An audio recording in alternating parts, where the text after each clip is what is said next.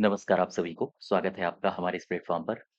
हम लोग क्लास कर रहे थे आधुनिक इतिहास की, भारत का आधुनिक इतिहास। और इस आधुनिक इतिहास में हम लोगों ने शुरू किया था यूरोपियंस का भारत आगमन और उसमें हम लोग पुर्तगाली के बारे में पढ़ रहे थे कि आखिर पुर्तगाली कहाँ पर आए थे और इनकी क्या-क्या विशेषताएँ थीं, ठीक है? लास्ट क्लास में जो हम लोगों ने पढ़ाई करी थी, वो किया था पुर्तगालियों के जो गवर्नर आए थे, उन्होंने पुर्तगाली साम्राज्य को कैसे इस्टैब्लिश किया भारत में, जिसमें से एक हमने पढ़ा था अल्मीडा के बारे में, फिर हमने अल्बुकर्क के बारे में जाना, अल्बुकर्क और इसके अलावा हमने नीनो डी कुन्हा के बारे में जाना था। अब इसी के आगे हम लोग अपनी क्लास को कंटिन्यू करेंगे, ठीक है? तो चलिए शुरू करते हैं। देखो, एक सवाल आपके एग्ज़ाम में चाहे वो पीसीएस हो या यूपी ट्रिपल एससी भी आजकल ऐसे सवाल पूछने लगा है, चूँकि स्टैंडर्ड उसने बढ़ाया है। एक सवाल बड़ा कॉमन सा पूछा जाता है, जैसे मैंने यहाँ पर 4 नाम लिख रहा हूँ। एक मैंने लिखा कोचीन, फिर मैंने लिखा सतगांव, गौर करना सवाल को केवल, फिर मैंने लिखा कन्नूर और मैंने लिखा दीव।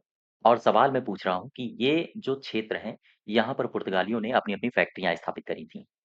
तो अलग-अलग क्षेत्र में अलग-अलग फैक्ट्रियाँ स्थापित की गई थीं। तो आपसे सवाल पूछेगा कि निम्नलिखित क्षेत्रों को या हम कहें निम्नलिखित स्थानों को कालानुक्रम में सजाइए जब पुर्तगालियों ने वहाँ पर अपनी फैक्ट्रियाँ खोली और नीचे कूट दे देता है। इस तरह के भी सवाल पूछे जाते हैं, आम तौर पर आरओ-एआरओ और पीसीएस के एग्ज़ाम में बहुत पूछे जाते हैं। ठीक है? आप प्रीवियस ईयर्स उठा के उनको देख सकते हो।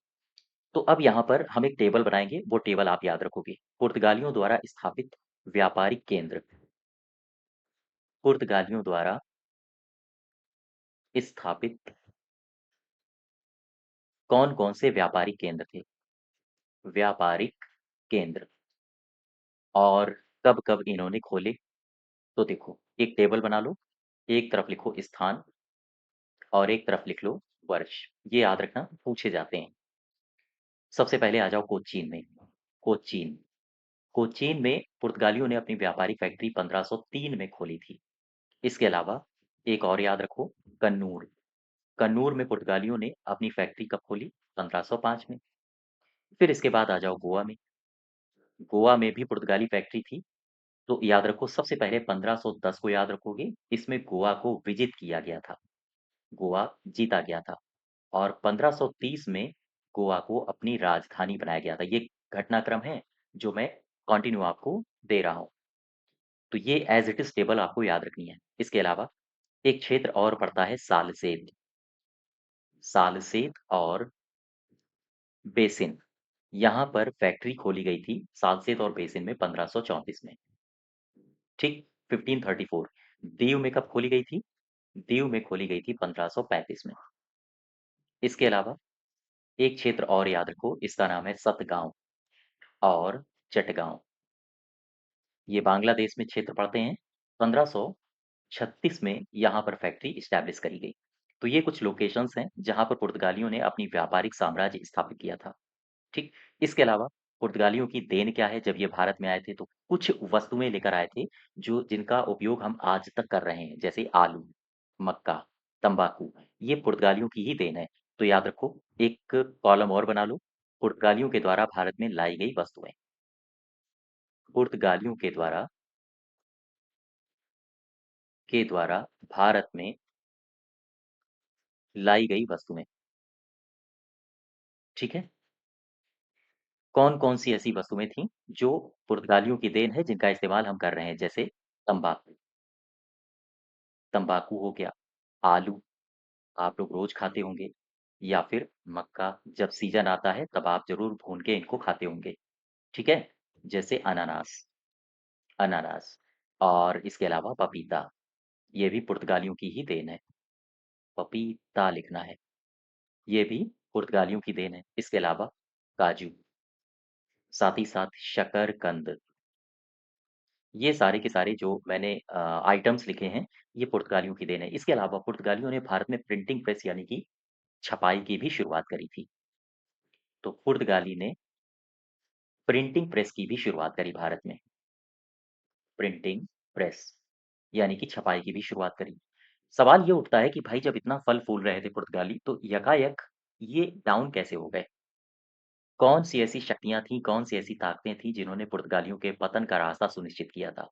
तो वो कई सारे कारण थे। आओ देखो, यहाँ से आपसे कथन या कारण में स्टेटमेंट बना के पूछे जा सकते हैं। पुर्तगालियों के पतन के कारण, पुर्तगालियों के पतन के कारण, ठीक है? ये कौन-कौन से पतन के कारण थे? आओ देखो। सबसे पहले तो पुर्तगाली जब यहाँ पर आए थे भारत में, ऐसे आप मैप से समझो, जब यहाँ पर केरल में कालीकट के बंदरगाह पर पुर्तगाली आए थे, तो उस समय अरबियों का यहाँ पर बोलबाला था। अरब व्यापारी यहाँ पर व्यापार कर रहे थे। ऐसी स्थिति में पुर्तगालियों के सामने एक बड़ी चुनौती ये थी कि वो अपना साम्राज्य भी स्थापित करेंगे और इसके अलावा पुर्तगालियों को भी अरबियों को भी चुनौती देंगे। लिहाजा वैसा ही किया। इनके पास नेवी सशक्त थी। जल से जो नाविक आते थे, उनके पास पुर्तगालियों के पास मिलिट्री अच्छी थी। तो उन्होंने अरबों को बहुत दौड़ा-दौड़ा के मारा और पूरे के पूरे जो साम्राज्य था, चाहे वो साम्राज्य हिंद महासागर का हो या फिर पूर्वी विश्व का जो व्यापारिक साम्राज्य था, उस पर इन्होंने अच्छी खासी पकड़ बना ली। लेकिन धीरे-धीरे जब इनको लाभ होने लगा और ये यूरोप में ले जाते थे सामान को, वहाँ पर अच्छा मुनाफ़ा कमाते थे। जैसे मैंने आपको लास्ट क्लास में बताया था कि वास्को डी गामा ने 60 गुना लाभ कमाया था। तो लिहाजा जब आप यूरोप की तरफ जाओगे, तो यूरोप में और भी कई सारी कंपनियाँ थी, जैसे डच, जिसे नीदरलैंड कहते हो, जैसे ब्रिटिश यानी कि जो अंग्रेज़ थे या फिर फ्रेंच थे, उनके भी दिमाग में कहीं न कहीं ये आया कि अगर ये व्यापार कर रहे हैं, यानी पुर्तगाली जा रहे हैं पूर्व की तरफ, पूर्व से व्यापार करने, तो क्यों ना हमारे नाविक भी जाएँ, हमारे व्यापारी भी जाएँ व्यापार करने। तो जैसे-जैसे अन्य कंपनियों का भारत में पदार्पण होगा, लिहाजा पुर्तगालियों के लिए चुनौतियाँ बढ़ेंगी और पुर्तगालियों के पतन का एक प्रमुख कारण ये था कि यूरोपीय चुनौतियों को वो झेल नहीं पाया, ठीक है?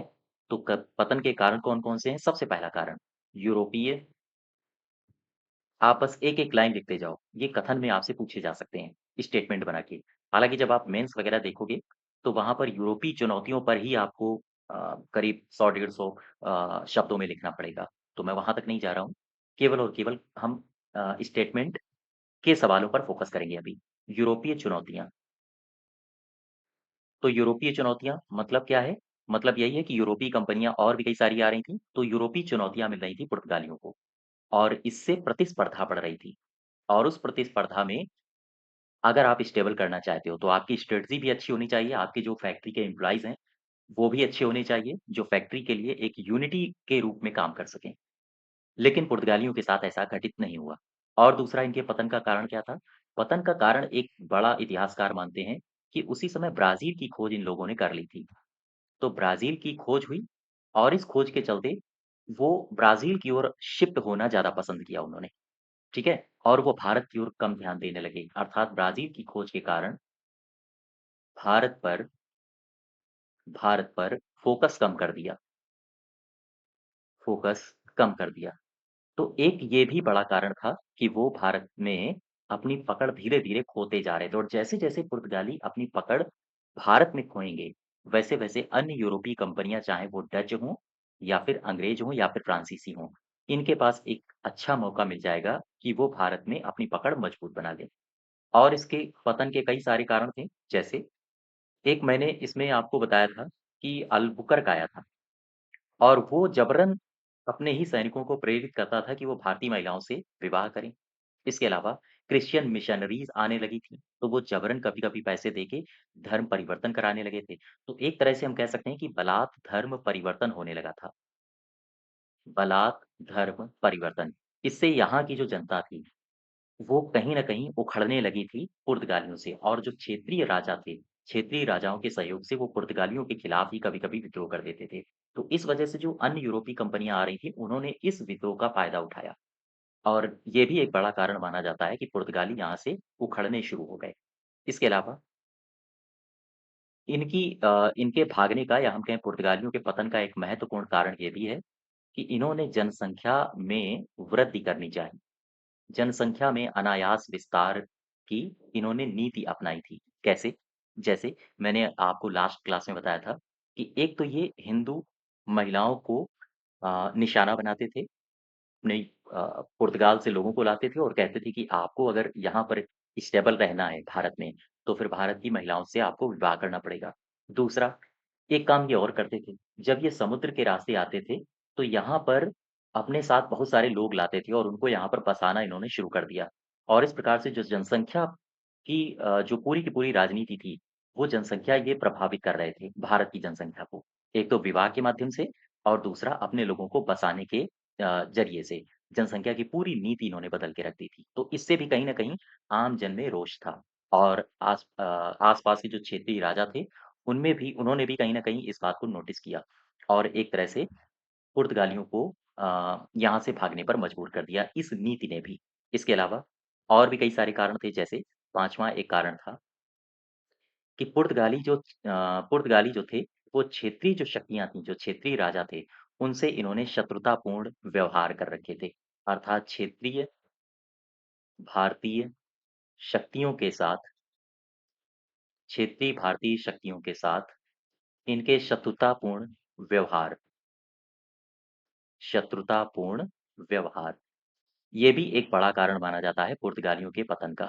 इसके अलावा चूँकि इनकी नेवी अच्छी थी और नेवी अच्छी होने के कारण जो भारत का जस्ट वेट जो भारत का ये वाला पार्ट था, देखो, ये वाला पश्चिमी भाग, ये वाला जो पार्ट था और साथ ही साथ जो समुद्र का भाग था, यहाँ पर इन्होंने अच्छी पकड़ बना ली थी। तो कभी-कभी भारत के राजाओं के जो जहाज जाया करते थे, समुद्र के रास्ते, उन पर भी कभी-कभी ये लोग टैक्स लेने लगते थे। तो कहीं न कहीं समुद्री शक्ति का और इन्होंने सत्ता का दुरुपयोग करना शुरू कर दिया था, अपनी नेवी के चलते।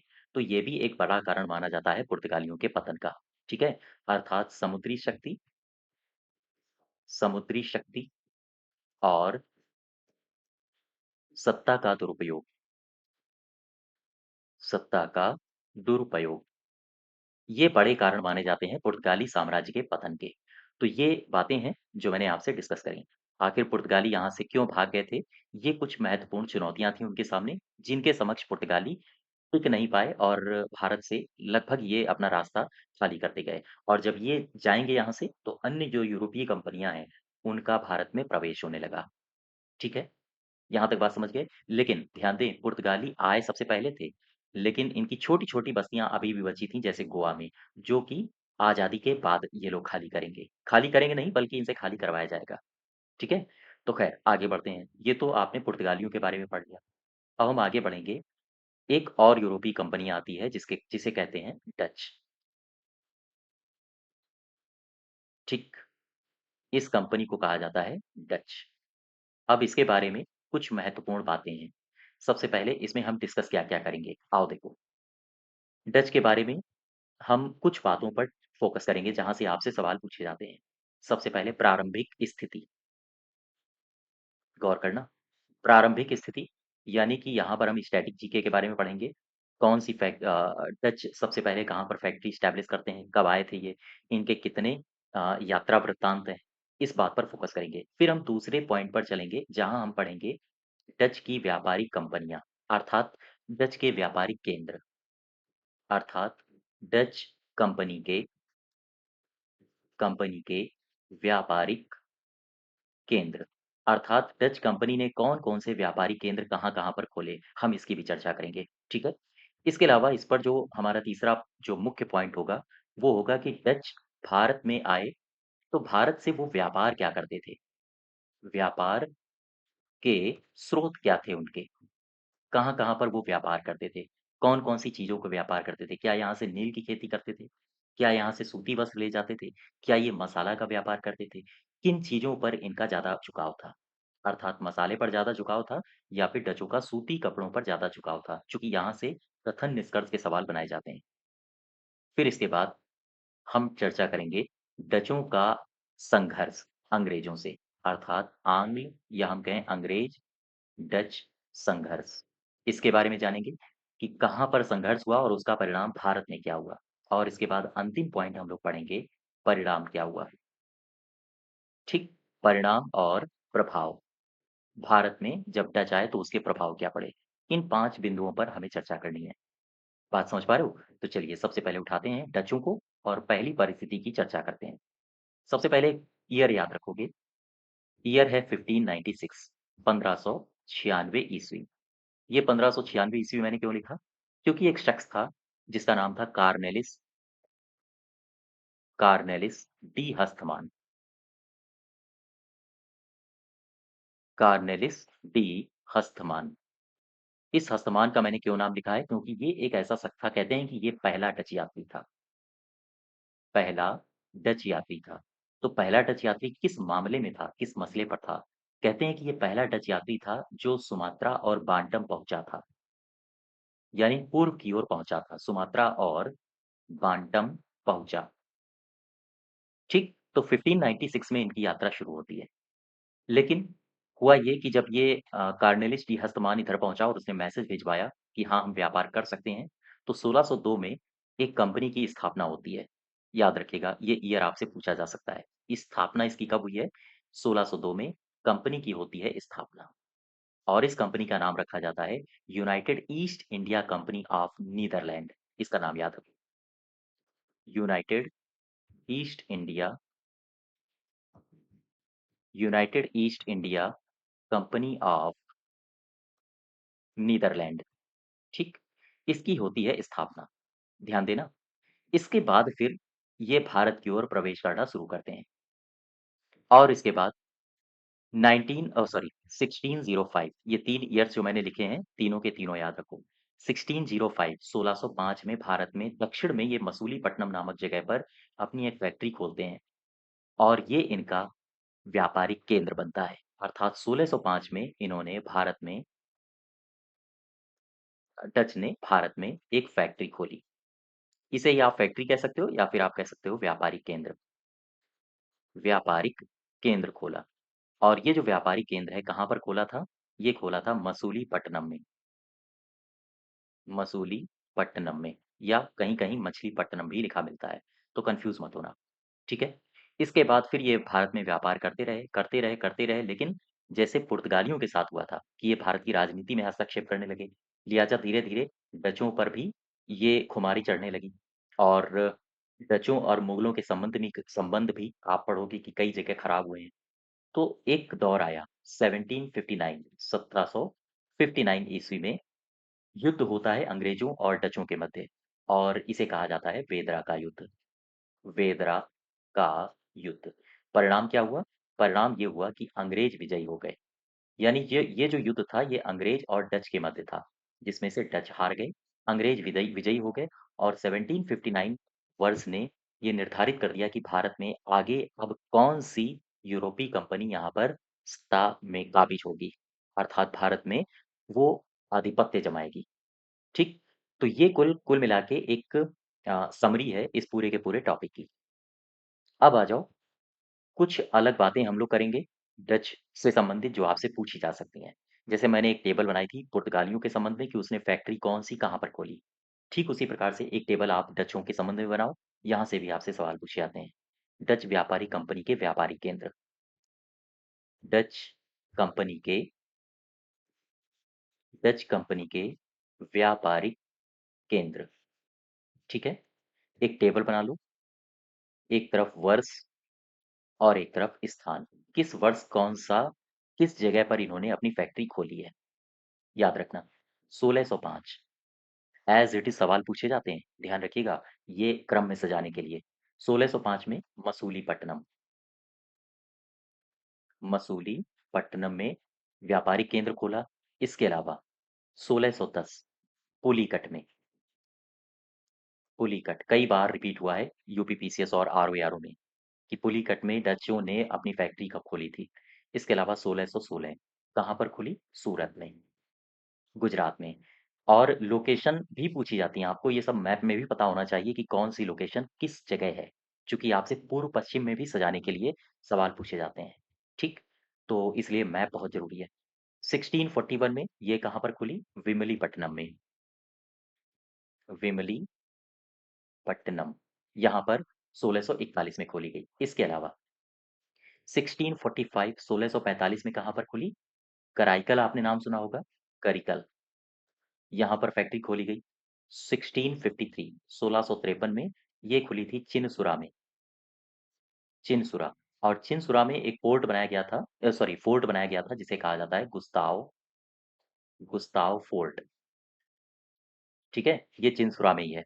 तो 1653 में चिनसुरा में व्यापारिक केंद्र इस्टैब्लिश किया गया। इसके बाद ठीक 5 साल बाद यानी कि 1658 ये एक महत्वपूर्ण क्रांतिकारी साल था, जिसमें डचों ने कासिम बाजार कासिम बाजार, ये डच हैं। इसके अलावा पटना, पटना के अलावा बालासोर, बालाकोट नहीं बालासोर, है ना? नहीं तो आप सर्जिकल स्ट्राइक के पास पहुँच जाओ। नागपट्टनम, इसके अलावा तो कासिम बाजार, पटना, बालासोर और नागपट्टनम में अपने व्यापारी केंद्र इस्टैब्लिश किए। इसके बाद 1663, ये महत्वपूर्ण है आपके लिए।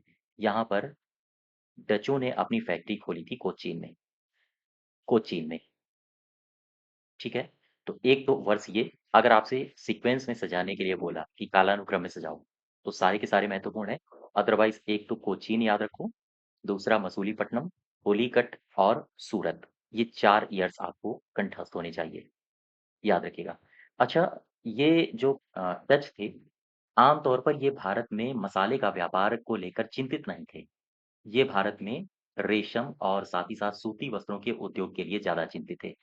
ऐसा कहते हैं कि 1650 ईस्वी के दशक के आसपास डच कंपनी ने कासिम बाजार में एक रेशम की चक्री का उद्योग भी लगाया था। तो जो ये कासिम बाजार है, इसी कासिम बाजार में डचों ने एक उद्योग लगाया था। ये लगाया था 1650 के दशक में ही, ठीक है? और ये था रेशम की चक्री का उद्योग, रेशम की चक्री का उद्योग, यहीं पर स्थापित किया गया था। यहाँ तक समझ गए? अब हम आगे बढ़ेंगे। एक डचों में जब डच भारत में आए थे, तो इनका जो मुख्य फ़ोकस था, वो मसालों का व्यापार करना नहीं था। दरअसल कहते हैं कि डच पहले यूरोपीय थे जिन्होंने मसालों के अतिरिक्त अन्य वस्तुओं के व्यापार पर भी फ़ोकस किया था, जैसे चावल, सूती कपड़ा, इंडिगो जैसे नील या फिर केसर, रेशम, ये जितने भी अ, अन्य वस्तुएँ थीं, उन पर इनका ज़्यादा फ़ोकस था। तो ध्यान दो। नेक्स्ट देखो, डचों के क्रियाकलाप भारत में। डचों के भारत में क्रियाकलाप, भारत में क्रियाकलाप, कौन-कौन से क्रियाओं पर ये ज़्यादा फ़ोकस करते थे? वनस्पत अन्य यूरोपियों की तुलना में। तो कहते हैं कि डच पहले ऐसे यूरोपीय व्यापारी थे जो मसाले पर कम, मैं भारत के संदर्भ में बात कर रहा हूँ। ये मसालों पर कम, बल्कि किस पर ज़्यादा फ़ोकस करते थे? बल्कि अन्य वस्तुओं पर ज़्यादा फ़ोकस करते थे। और ये अन्य वस्तुएँ कौन-सी हैं? आओ इसको देख लें। ये अन्य वस्तुएँ थीं, जैसे चावल, जैसे सूती कपड़ा, सूती कपड़ा के अलावा इंडिगो, ठीक है? या फिर केसर, आपने रेशम का भी नाम सुना होगा, इस पर भी ये फ़ोकस करते थे और रेशम से बने उत्पाद, इन पर ज़्यादा फ़ोकस करते थे, बजाए इसके कि ये मसालों का व्यापार करें। अगर हम पुर्तगालियों की बात करें, तो वो केवल और केवल मसालों पर फ़ोकस करते थे।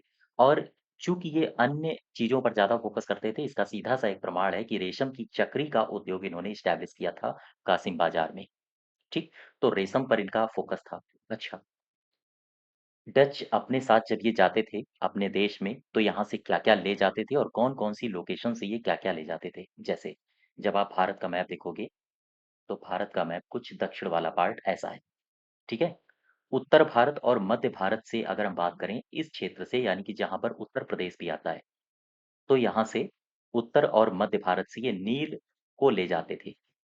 ये है उत्तर भारत और मध्य भारत का क्षेत्र।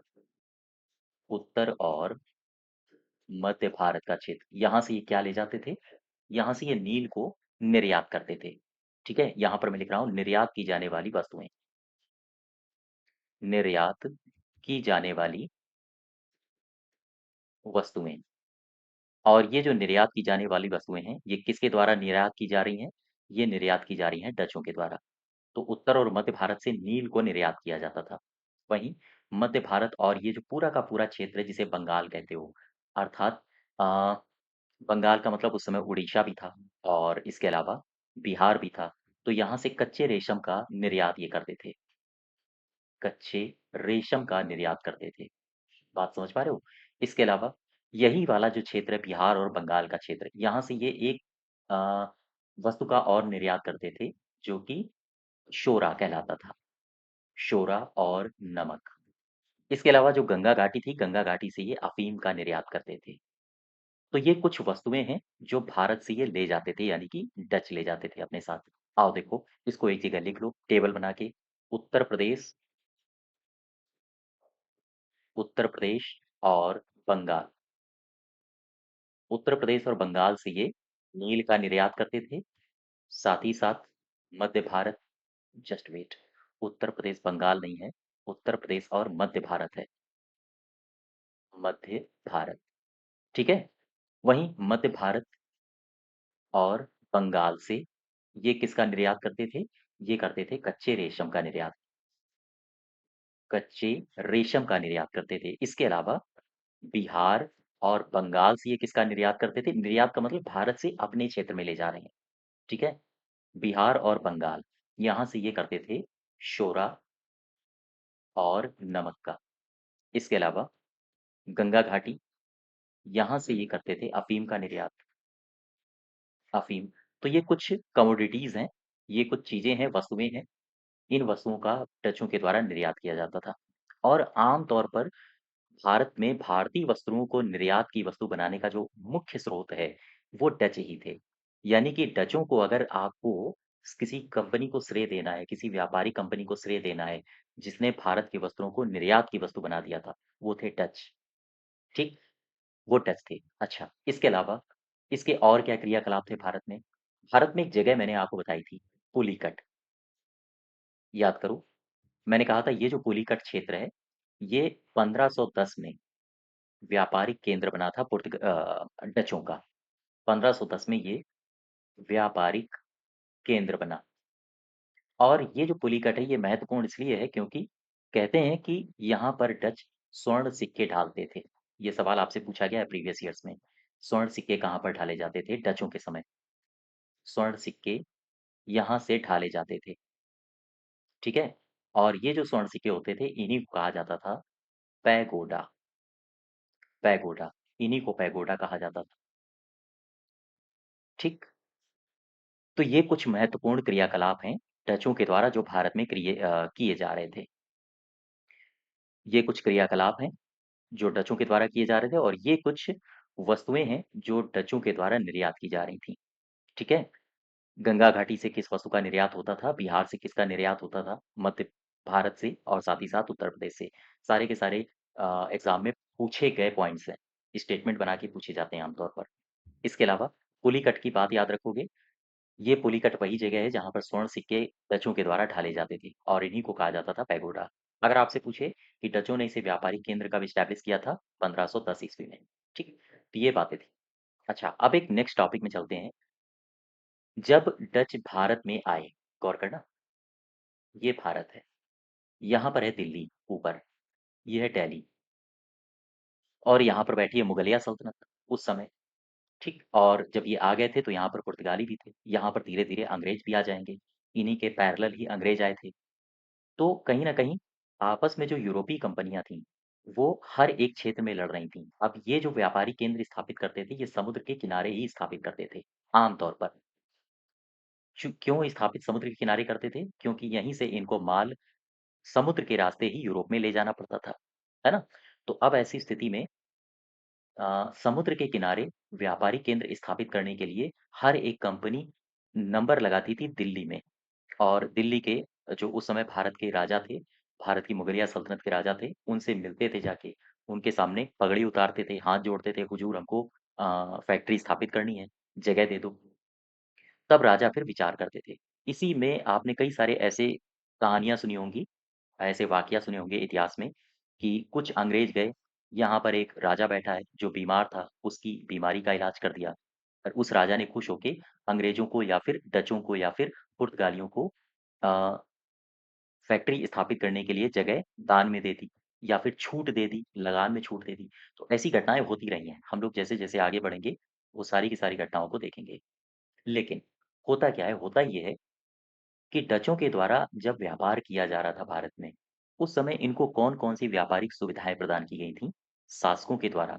जैसे अगर ये बंगाल में कोई व्यापार करेंगे, तो बंगाल में उस समय का जो शासक होगा, अगर उसको डच खुश कर ले गए, तो फिर वो इन्हें बहुत सारी कुछ छूटें प्रदान करता था। जैसे लगान में छूट, बड़ा-सा ज़मीन दे दिया कि जाओ यहाँ पर फैक्ट्री स्थापित करो। तो ऐसी कौन-कौन सी छूट थीं? ऐसी कौन-कौन सी रियायतें थीं, जिन्होंने डचों को भारत में पैर जमाने का एक विकल्प दिया? आओ देखो, चर्चा करें। डचों को प्राप्त विशेष व्यापारिक सुविधाएं। डचों को प्राप्त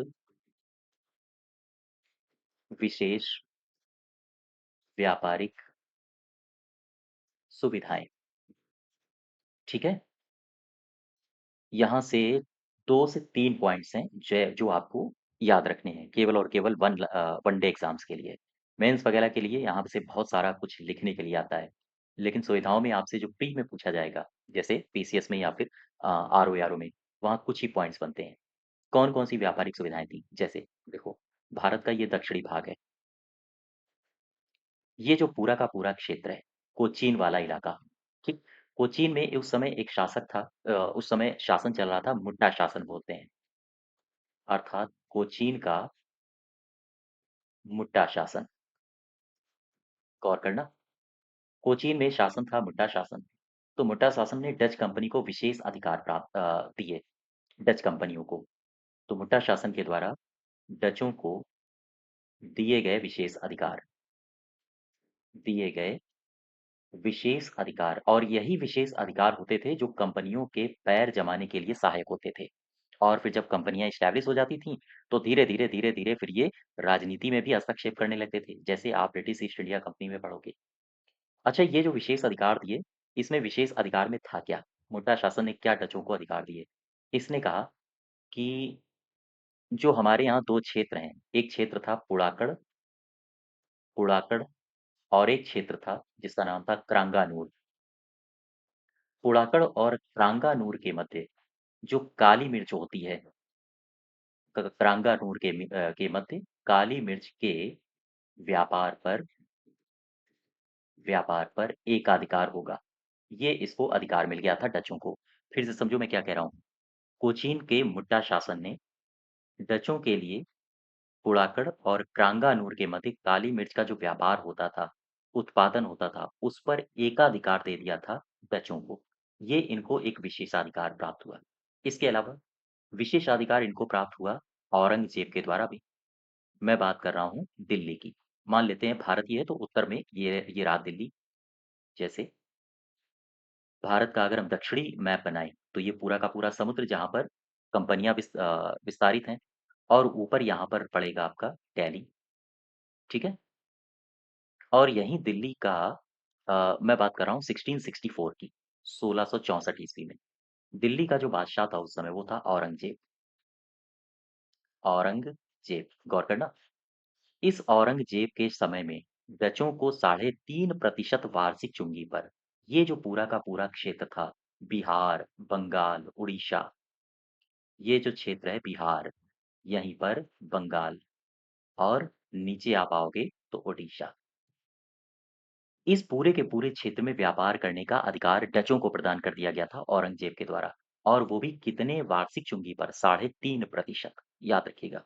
यानी कि 3 सही 1/2% वार्षिक वार्षिक चुंगी पर बिहार, बंगाल और उड़ीसा।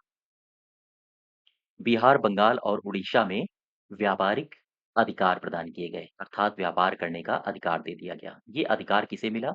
ये मैं बात कर रहा हूँ डचों को। किसके द्वारा दिया गया? दिल्ली में बैठे औरंगज़ेब के द्वारा 1664 में दिया गया। ठीक है? यहाँ तक बात समझ आए? तो ये कुछ विशेषाधिकार प्राप्त किए गए थे डचों के द्वारा भारतीय राजाओं से। और इस प्रकार से फिर डच यहाँ पर धीरे-धीरे अपने पैर जमाने शुरू कर देते हैं। और जब एक बार पैर जम गया, तो फिर ज़ाहिर-सी बात है, जो क्षेत्रीय शक्तियाँ थीं, उनको ये लोग अ, उनके मसलों पर, आंतरिक मसलों पर हस्तक्षेप भी करना शुरू कर देते थे। चूँकि इनके पास पैसा था, तो पैसा फेंकते थे, राजा को बदला देते थे, और अपने आधार पर, अपने लाभ के लिए उनसे नीतियाँ बनवा लिया करते थे। ठीक? तो ये कुछ बातें थी। अब आ जाओ एक नए पॉइंट पर। भारत में जब डच व्यापार कर रहे थे, तो डचों की व्यापारिक व्यवस्था कैसी थी? आओ इसकी चर्चा कर लें। डचों की डचों की व्यापारिक व्यवस्था भारत में ये थी कैसी? व्यापारिक व्यवस्था का मतलब कौन-कौन सी व्यापार करने के लिए ये लोग सिद्धांत अपना रहे थे। मैं डचों की बात कर रहा हूँ, ध्यान दो। दरअसल डच जब भारत में व्यापार कर रहे थे, उस समय जो इनकी व्यापारिक व्यवस्था थी, वो एक सिद्धांत पर आधारित थी। इस सिद्धांत को कहा जाता है सहकारिता सिद्धांत, सहकारिता सिद्धांत, ठीक है? इस पर आधारित थी। इस सहकारिता सिद्धांत को एक नाम और दिया जाता है, कहते हैं कार्टेल प्रणाली। ये सवाल आपसे पीसीएस में या फिर आरओ में पूछा जा सकता है और प्रीवियस ईयर्स में आपसे पूछा भी गया है कि यूरोप डचों की जो व्यापारिक व्यवस्था थी वो किस प्रणाली पर आधारित थी? आप बताओगे कार्टेल प्रणाली। यही प्रणाली है जिसे सहकारिता सिद्धांत भी कहा जाता है और पूरे के पूरे यूरोपीय कंपनियों के इतिहास में कहते हैं कि लगभग 200 वर्षों के इतिहास में डच कंपनी एक ऐसी कंपनी थी जो अपने जो इसके शेयर होल्डर्स होते थे, शेयर होल्डर्स को 18% तक लाभ दिया जाता था। मैं शेयर होल्डर की बात कर रहा हूँ, मैं डचों के एम्प्लॉइज की बात नहीं कर रहा हूँ, ठीक है? अर्थात डच कंपनी ने डच कंपनी ने अपने शेयर होल्डर्स को 18% का लाभांश दिया था। लाभांश दिया। ठीक, ये 2 पॉइंट्स हैं जो दोनों पॉइंट्स आप याद रखो। डचों की व्यापारिक व्यवस्था ये किस सिद्धांत पर आधारित थी? कार्टेल प्रणाली, जो कि सहकारिता सिद्धांत था और ये अपने शेयर होल्डर्स को लगभग कितना लाभांश प्रदान करते थे? लगभग 18%। जब सब कुछ ठीक ही चल रहा था, तो डचों का पतन क्यों हो गया? आओ ज़रा इस पर चर्चा कर लें। डचों का पतन, डचों के पतन का कारण क्यों ये भारत में बहुत ज़्यादा लंबे समय तक स्टेबल नहीं रह पाए? क्यों इनको रिप्लेस कर दिया अंग्रेज़ों ने? और क्यों इनके आए दिन पुर्तगालियों से भी झगड़े हुआ करते थे? इसके पीछे एक मुख्य कारण है। दरअसल जो अंग्रेज़ थे, उनमें अपनी कंपनी के प्रति नेतृत्व की भावना थी और इनमें जो डच कर्मचारी थे, चूँकि शेयर होल्डर्स को ज़्यादा प्रॉफ़िट जा रहा था, डचों में जो एम्प्लॉइज़ थे, उनको वेतन कम मिल रहा था। तो ये कंपनी को एक साथ रन ना करा के ये व्यक्तिगत लाभों पर ज़्यादा फ़ोकस करते थे। अर्थात कर्मचारी निजी व्यापार करने लगे और इनमें नेतृत्व की भावना भी नहीं रही। कंपनी के जो मसले थे, उनसे इतर होके ये निजी लाभ लेने लगे। जैसे आप अंग्रेज़ों के बारे में भी पढ़ोगे, तो वहाँ पर उपहार की परंपरा एक समय शुरू हो गई थी। उसको भी एबॉलिश किया जाएगा। तो वही कारण था डचों के साथ। सबसे पहला कारण, डच कर्मचारियों में नेतृत्व की भावना का कम होना। ठीक, नेतृत्व की भावना में कमी आना। एक तो ये इसकी मुख्य विशेषता थी, जिसके कारण डचों का पतन हुआ। दूसरा, इनको वेतन कम दिया जाता था और अगर वेतन कम मिलेगा तो ज़ाहिर-सी बात है, ये फिर अपना लाभ कमाना चाहेंगे और फिर कंपनी का जो संपूर्ण व्यापार था, उसको किनारे करके कहीं न कहीं निजी व्यापार में ये लोग रुचि रखने लगे। अर्थात निजी व्यापार में रुचि रखना। ये बात आप समझ पा रहे हो? ठीक है?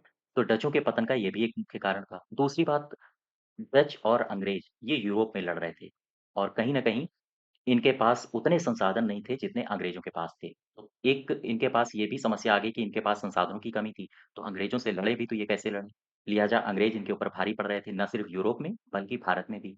तो ये एक बड़ा कारण था डचों के पतन का, अर्थात संसाधनों की इनके पास कमी होना, ठीक है? संसाधनों की कमी होना, ये भी इनके पतन का मुख्य कारण था। इसके अलावा जैसे मैंने अभी आपको बताया था पुर्तगालियों के बारे में। जैसे ही पुर्तगालियों ने उनको ब्राज़ील का एक बढ़िया ऑप्शन दिखा, उन्होंने भारत में रुचि रखना बंद कर दिया और जब पुर्तगालियों ने ब्राज़ील की ओर शिफ्ट करना शुरू कर दिया, तो अन्य यूरोपीय कंपनियों को ये मौका मिल गया कि वो भारत में पैर पसार सकें। यही कारण था डचों के साथ, यही घटना डचों के साथ घटी। दरअसल डच भारत को उतना महत्व नहीं दे रहे थे जितना वो पूर्वी एशिया को दे रहे थे, दक्षिण-पूर्वी एशिया को। तो भारत की अपेक्षा वो दक्षिण-पूर्वी एशिया की ओर ध्यान देना चाहते थे। इस वजह से अ, भारत में उनकी स्थिति लगातार कमज़ोर होती चली गई और इसका कारण था एक तो संसाधनों की कमी होना, दूसरा अंग्रेज़ों के पास ज़्यादा शक्ति और प्रभुता थी और इसके अलावा जब ये भारत में कमज़ोर पड़ने लगे डच, तो अंग्रेज़ों ने यहाँ पर जमाना शुरू कर दिया। ठीक है? तो कहीं न कहीं डचों के पतन का ये भी एक मुख्य कारण था कि वो भारत की अपेक्षा दक्षिण-पूर्व एशिया में ज़्यादा दिमाग लगा रहे थे या हम कहें दक्षिण-पूर्व एशिया की ओर ध्यान दे रहे थे। दक्षिण-पूर्व एशिया की ओर ध्यान देने लगे। ठीक? एक तो ये इनका कारण था और इसके अलावा और भी कई सारे कारण थे। जैसे एक आपने 1717 का फरमान पढ़ा होगा जब अंग्रेज़ मुगल बादशाहों के पास गए तो 1717 का उन्हें फरमान दिया गया और जिसमें कई सारी सुविधाएँ दी गई थीं, जिससे डच पिछड़ते लगातार चले गए। इसके अलावा डच के पतन का एक मुख्य कारण ये भी था कि जो सूरत और बॉम्बे जैसे क्षेत्र थे सेंसिटिव क्षेत्र, सूरत, साथ ही साथ बम्बई जैसे क्षेत्रों में जो अंग्रेज़ी बस्तियाँ थीं, उन पर डचों ने फ्रस्ट्रेशन में आके प्रहार करना शुरू कर दिया और बंगाल की खाड़ी में अंग्रेज़ों के कई सारे जहाज़ थे। इन जहाज़ों को लूट लिया और कई सारे अंग्रेज़ों को मार गिराया। अब ऐसी स्थिति में ज़ाहिर-सी बात है विद्रोह दोनों तरफ बढ़ेगा, तो अंग्रेज़ों ने भी इनसे बदला लेने की ठानी और फिर एक संघर्ष होता है जिसे कहा जाता है वेदरा का युद्ध। वेदरा का युद्ध और ये सारी की सारी परिस्थितियाँ पैदा इन सारी की सारी परिस्थितियों ने एक युद्ध को अंजाम दिया, एक युद्ध पैदा कर दिया, जो कि 1759 में लड़ा गया, जिसे कहा जाता है वेदरा का युद्ध और इस युद्ध में या हम कहें इस युद्ध ने ये साबित कर दिया कि भारत में अब आगे आने वाले समय में कौन राज करेगा और इस युद्ध से डचों की बुरी तरह पराजित हुई डच बुरी तरह पराजित हुए और साथ ही साथ अंग्रेजी सत्ता काबिज हुई भारत में। अंग्रेजी अंग्रेजी सत्ता की भारत में स्थापना, ठीक है? तो ये है आपके डचों का पूरा इतिहास। कुछ अलग-अलग चीज़ें, अलग-अलग कंटेंट के साथ आप पढ़िए, तो आपको ज़्यादा बेहतर तरीके से चीज़ें समझ में आएँगी। साथ ही साथ जो आपके क्वेश्चन्स हैं, चाहे वो पीसीएस में हो या फिर यूपी ट्रिपल एससी के भी एग्ज़ाम में, ये आपसे छूटेंगे नहीं क्योंकि इस समय आयोग कोई भी हो, कथन कारण टाइप के सवाल आपसे ज़्यादा बना रहा है और आपसे पूछ रहा है। ठीक है? इसी के आगे हम लोग नेक्स्ट क्लास में पढ़ेंगे ब्रिटिश का भारत आगमन और साथ ही साथ उन्होंने यहाँ पर अपनी पावर को कैसे एस्टैब्लिश किया, उसके बारे में चर्चा करेंगे। ठीक? तो आज यहीं तक रखते हैं। धन्यवाद।